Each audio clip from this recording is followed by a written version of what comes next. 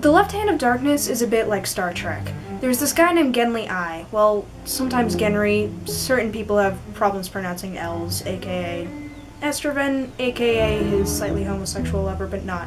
See Noelle's video for more on that? Anyway, back to Star Trek. Basically, the United Federation of Planets is called the Ecumen, and Genly's starship is essentially the USS Enterprise. So he went 17 light years away to this planet called Gethin. It's kind of strange. Sometimes it's called winter. I call Gethin strange because it's totally covered in snow at all times of the year, and all the people have no sex except for a certain part of each month. It's kind of like a woman's period, except not. But instead of losing stuff, they gain some sexy parts.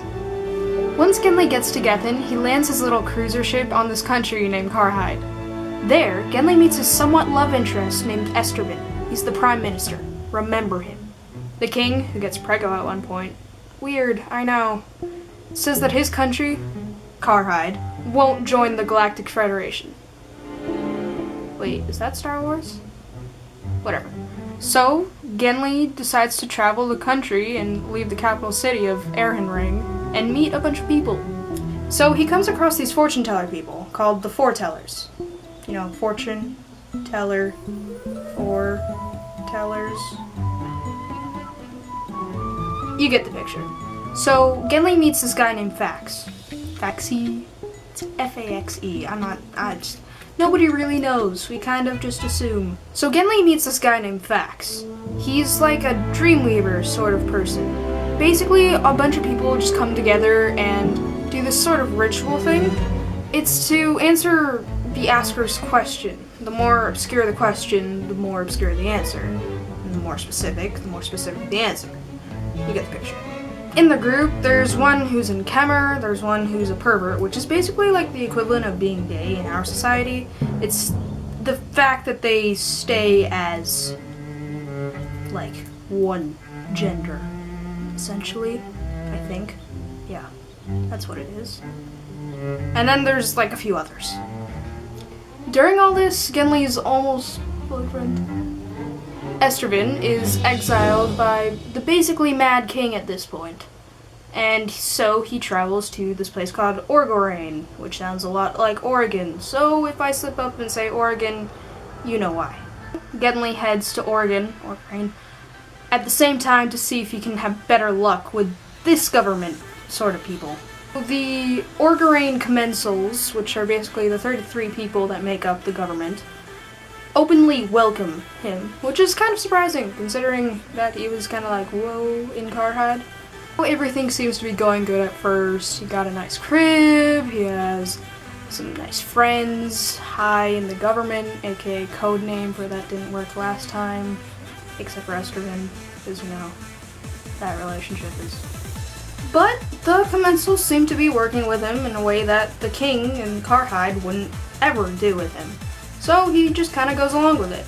But, like the true boyfriend slash friend that doesn't admit that he's in love with his alien soulmate, Estroven is looking out for Genly. He spotted some way powerful opposition in the government, and he points it out to him. But alas, like the true romance that it is, Genly refuses to believe Estroven after hearing so many lies from him. Plot twist.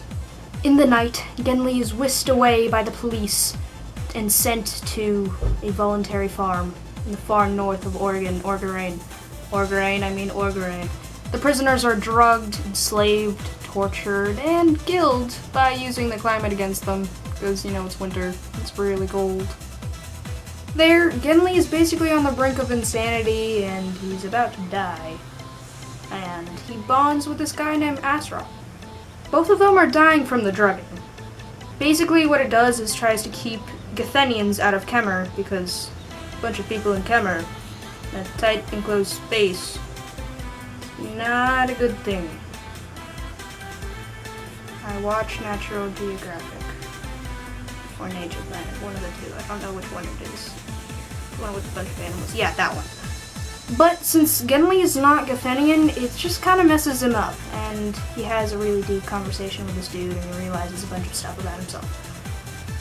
But at the same time, Estroven, hashtag Prince Charming, is trying to break into the voluntary farm and rescue him.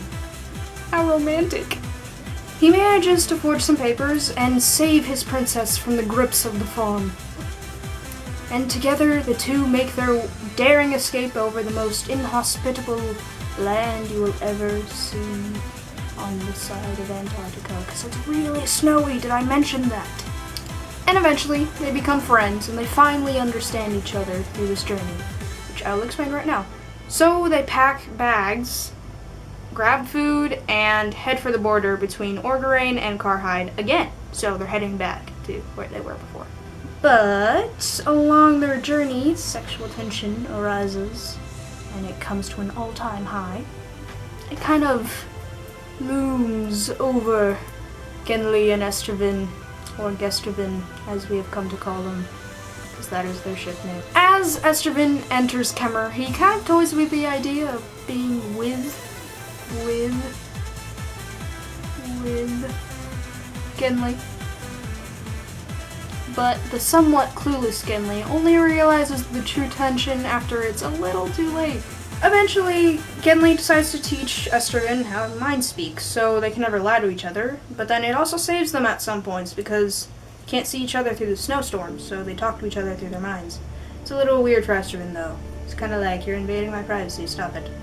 And from this, they got closer, and hey, maybe even love formed. So, after all of this, they barely managed to survive the trek to Karhide. They scaled impossible glaciers, I think a volcano, not completely sure on that, my memory may be a bit bad, and they went across this giant lake.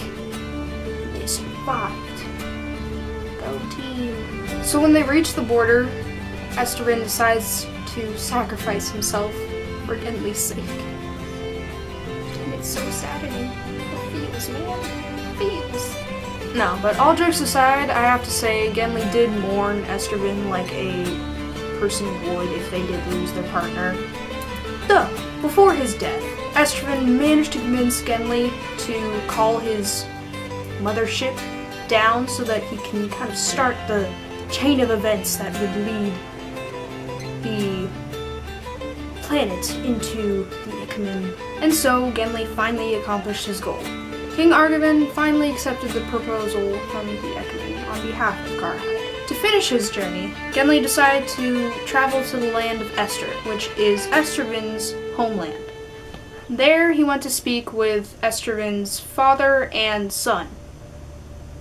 That part really hurt. Like, really hurt. I mean, his son is all angry because now both parents are dead and he lives with his grandpa and he's filled with all this teenage angst. And then he just asks to hear about his dad's story. The feels, man, the feels. I've been emotionally compromised. You're probably all like, wow, she looks so snazzy wearing plaid on the top. Guess what? I'm wearing plaid on the bottom too.